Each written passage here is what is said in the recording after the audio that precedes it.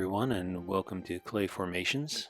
Today we're going to be forming some clay into Slenderman. Right now I'm preparing the base by smoothing down all the edges, giving it a rounder look. We'll be covering it in a material later on. Already drilled the holes for the sculpture's legs to go into, just smoothing it out. Now making it a little more smooth. What I usually do with my sculptures, if it allows, I put a galvanized flange on there, attach it to the bottom. This gives it a very secure feel to it, to where I don't have to worry about the sculpture falling down. After I glue the feet in, I don't have to worry about it falling. I did most of the sculpture armature off camera. Really wasn't sure how it was going to go, and so I really didn't film very much of it, except for this part where the 8 tentacles that come out of his back. Mixing up some Epoxy Sculpt to create claws on the end. I thought it would look cool with claws.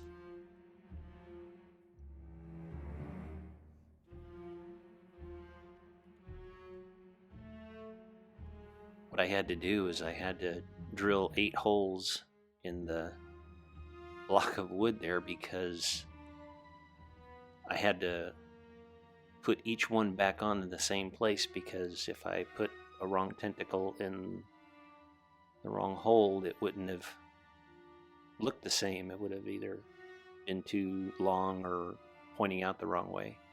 So I had to make sure that I kept every tentacle numbered and in its right place.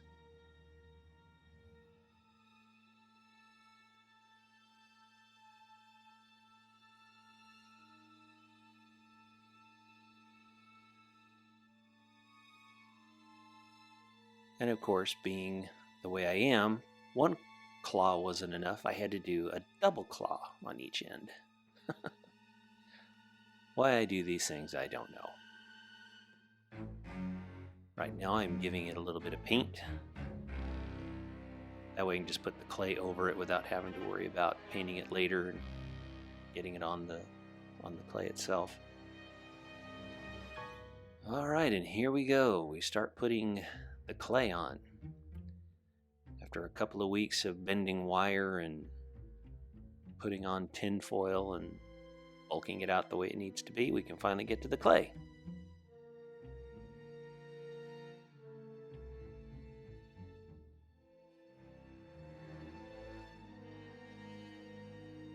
We are building up the knuckle that leads to the claw.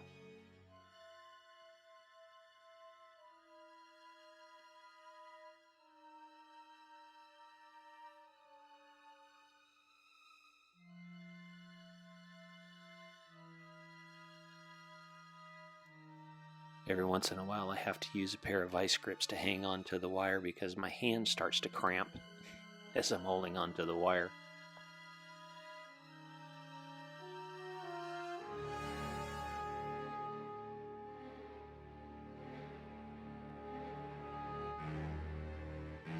Here I am adding a bit of a, I don't know what you would call it, maybe an elbow? Yeah, we'll call it an elbow.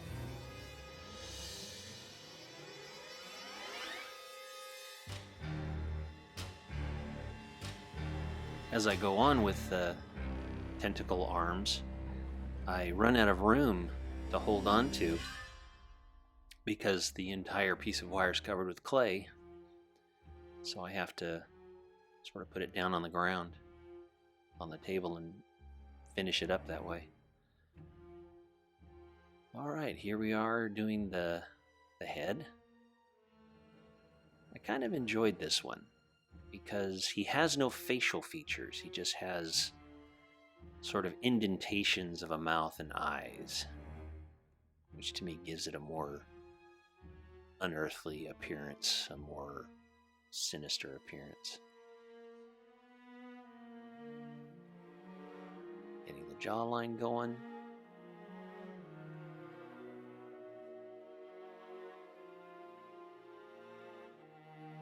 more to the bottom of the jaw, blending it into the neck.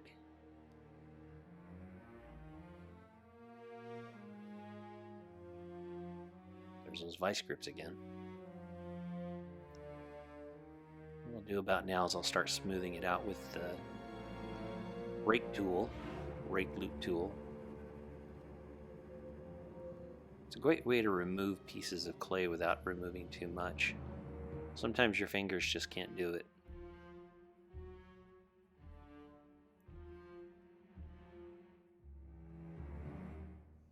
The loop rake tool here can remove tiny bits of clay, or you can really get it to the size you want.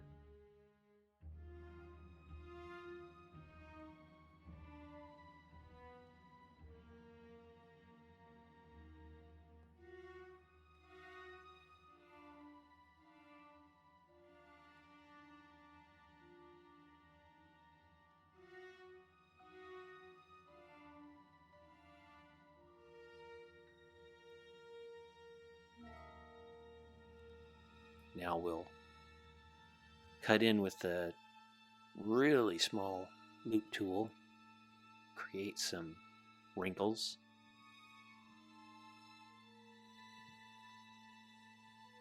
I really wanted to give it an organic look.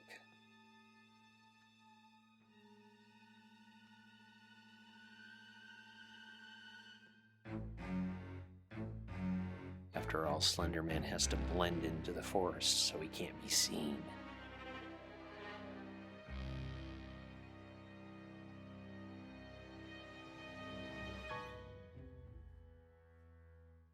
Alright, now it's time to attach the head to the body.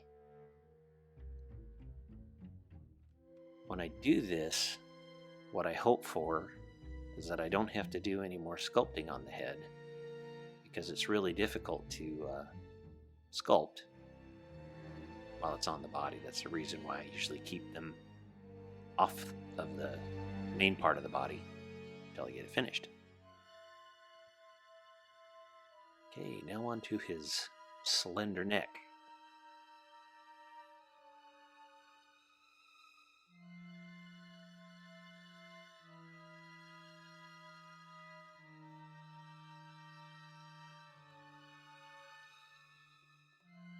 Blending it into the shoulders.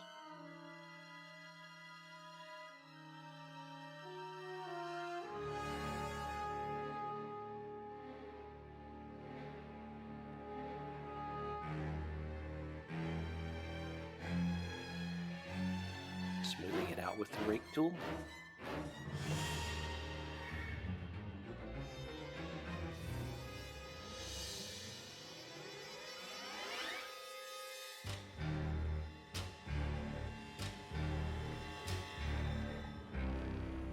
Part that sort of protrudes out of the neck is part of the throat, and it's really hard to get sometimes. So if you don't do it right, it looks kind of weird. Okay, now I'm doing a little bit of a test on the hand. I almost wanted no clay to be on the hands at all. I wanted it to be so thin, the thinnest that I could possibly get it, which is very, very hard to do, because the wire ends up wanting to protrude out. So it was a real challenge to just put tiny, tiny bits of clay on there and smooth it out with the loop tool and still give it enough texture for it to show.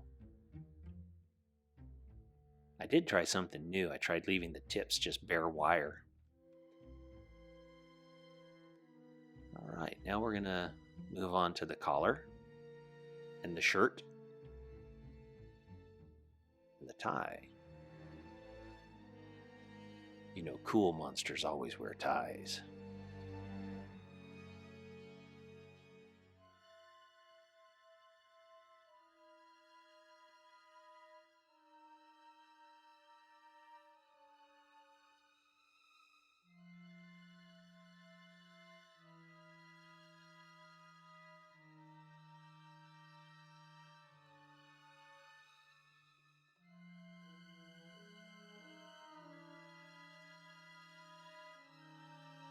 so now we're moving on down the body, adding clay to the back, making sure that I leave the parts for the tentacle arms to go into so that I can add them later. Working on the torso there.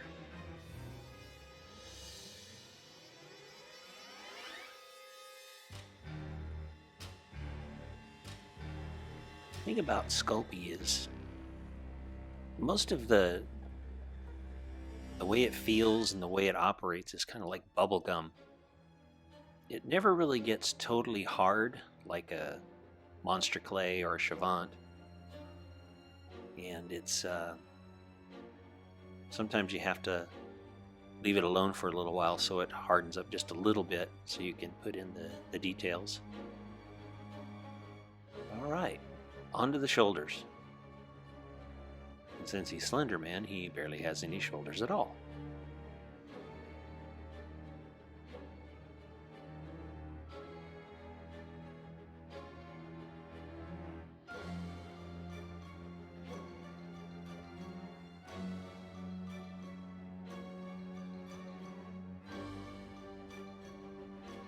Now before I go into the finer details, I wanted to go over it with the twisted loop tool to give it a little bit of a pre-texture before I etched in the finer details. Now for the tie and the tie knot. Right about here it looks like I gave him a 60 style tie with a 70 style knot. So I had to go in there and make it a little smaller later on. Now for the lapels.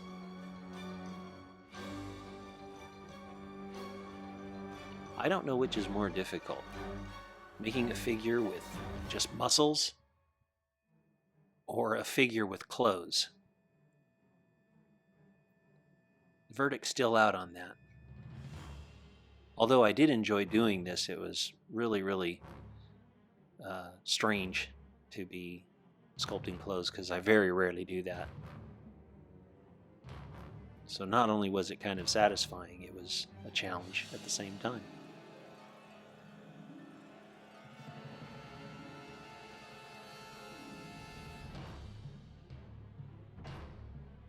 Okay, so now I'm blending all the pieces of the lapel and the tie and the collar, kind of blending it together. The look that I wanted to give this is like his clothes were sort of fused to his body, like his suit was his skin.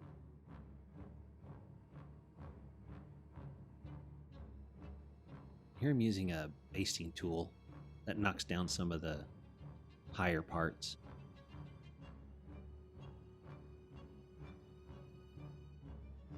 And now we're getting into the real fine detail. Okay, now I'm heating it up with the heat gun, curing it.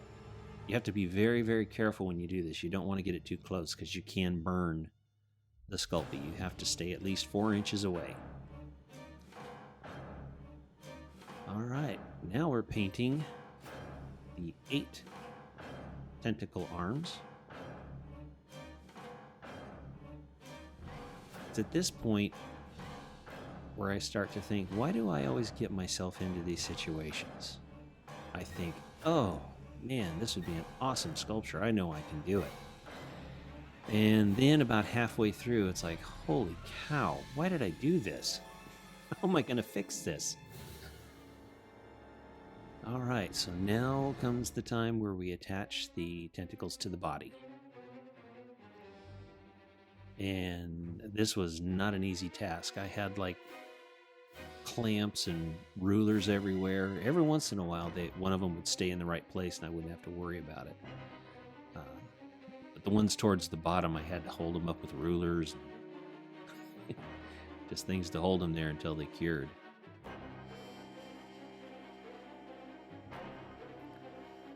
And after I did this, I glued them on with 5-minute epoxy. And when you do this, you have to be careful when you're curing the Sculpey because, of course, this one, you know, would not fit in my oven because it was too big, so I had to cure it with the heat gun.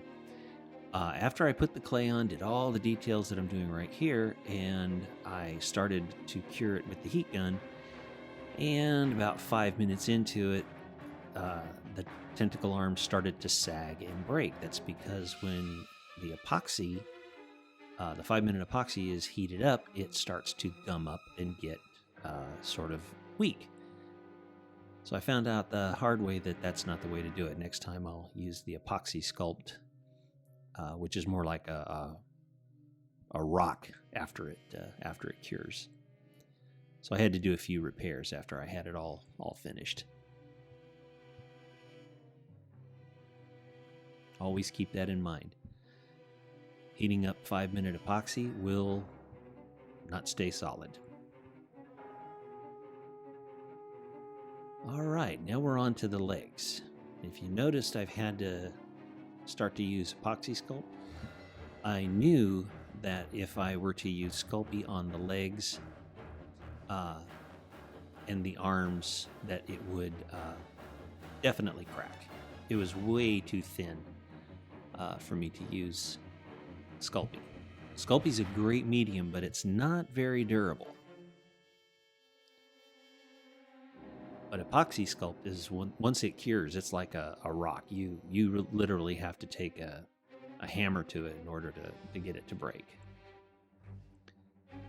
All right, here I am using Flex and Fill to texturize the bottom of the base. Gives it a little more character. And this is not like your regular spackle that you put on your walls that you can sand. This stuff right here is pretty much like Epoxy Sculpt. Once it cures, it is rock solid. You can't sand it. You can grind it, but you pretty much have to make sure that it's the way you want it to be before you let it dry. Now we're attaching the hands. Starting to come together.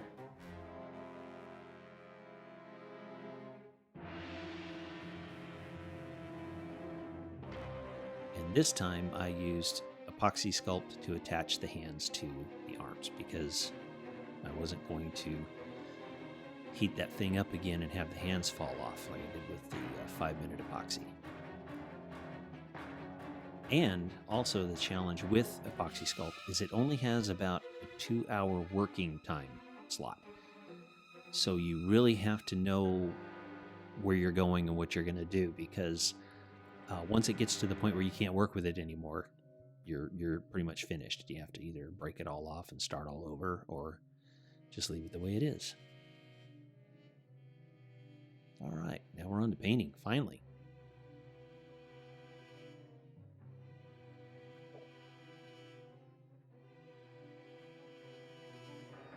I've never really considered myself a good painter.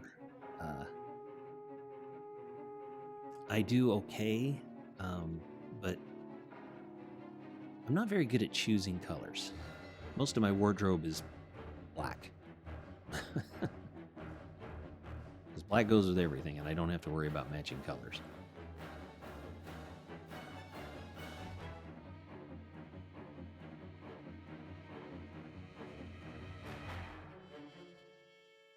The thing about using different mediums like Sculpey in one part and Epoxy Sculpt on another is once you get the paint on, you really can't tell the difference between the two. Painting the lapels.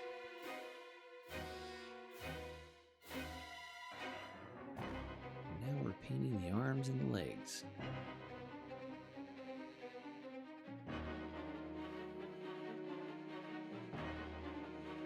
Very small target to hit with a paintbrush.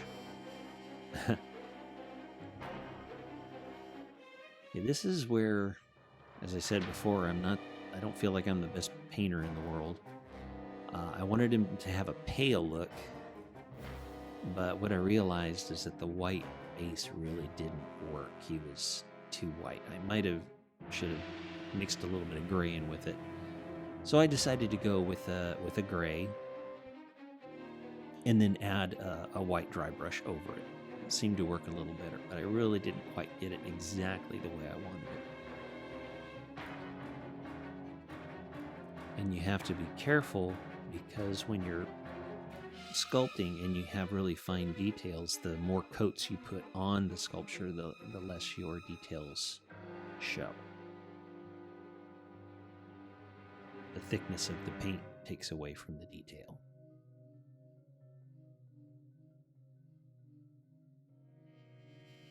All right, now for the dry brushing of the white paint.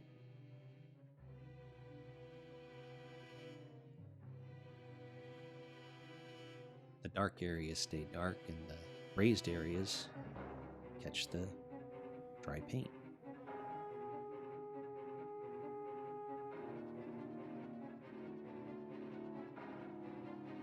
Over painting the sleeves, and then I'll add a little bit more paint between the hand and the sleeve. So like I said, I wanted to make it look like his clothes were his skin as well. I think it worked.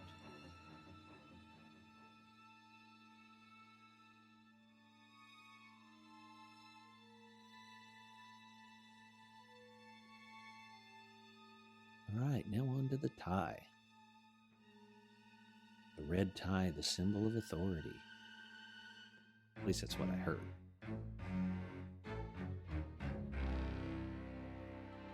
Alright, now we're going to give him some reddish looking fingernails.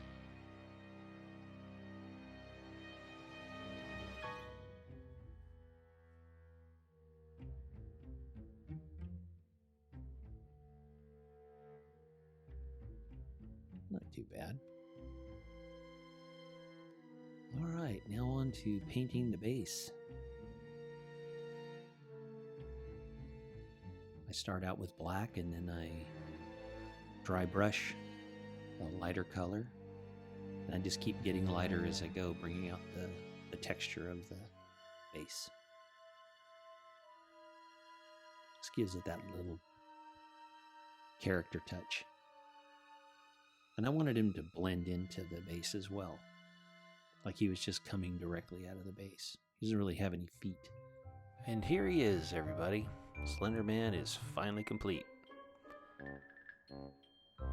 I think it turned out okay. Despite all the challenges that it was, I really wasn't sure if I could pull it off at all. But we persevere, we create, and it turns out okay.